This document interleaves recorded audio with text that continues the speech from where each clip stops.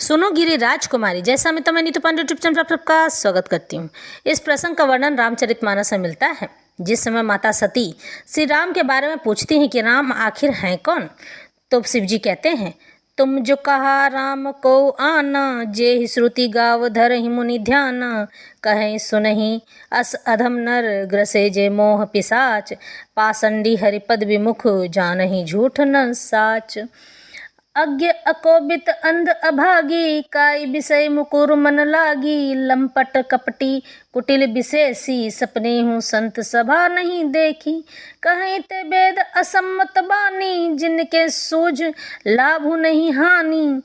इस पर भगवान शिव कहते हैं, ये उपेक्षा और फटकार के सारे शब्द तुम जो कहा राम को आना पर ही है, यानी कि भगवान शिव को ये बात अच्छी नहीं लगी। भगवान शंकर को राम को आना का सिद्धांत तो क्या प्रश्न रूप में ऐसा सुनना भी सहन नहीं हुआ।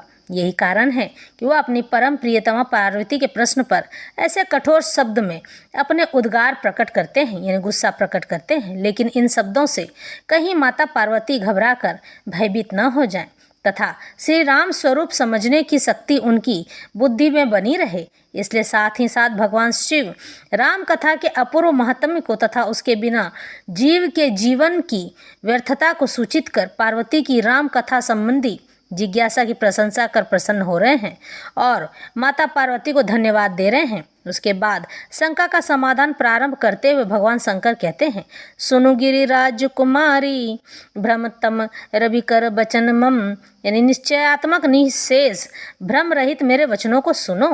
अगुण अरूप अलख अज जोई, भगत प्रेम बस सगुन सो होई, यानी कि श्री राम अगुण हैं, बिना गुण वाले, अज अलख हैं, अरूप हैं, जिनका कोई रूप नहीं है, सर्वव्यापक हैं, सब जगह हैं, सच्चिदानंद पर ब्रह्म परमात्मा भक्तों के प्रेम वश होकर सगुण रूप धारण करते हैं। अतः श्री रामचंद्र जी व्यापक परमानंद परेश पुरातन पर ब्रह्म हैं, इसे जगत जानता है।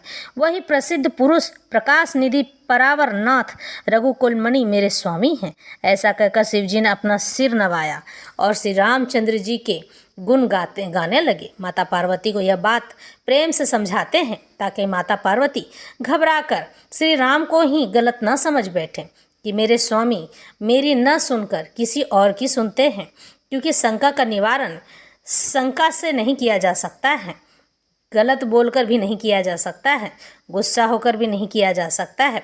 शंका का निवारण तो प्रेम ही है और हमारे जगत का सारा नियम भी प्रेम से ही चलता है। यही बात भगवान शिव समझा रहे हैं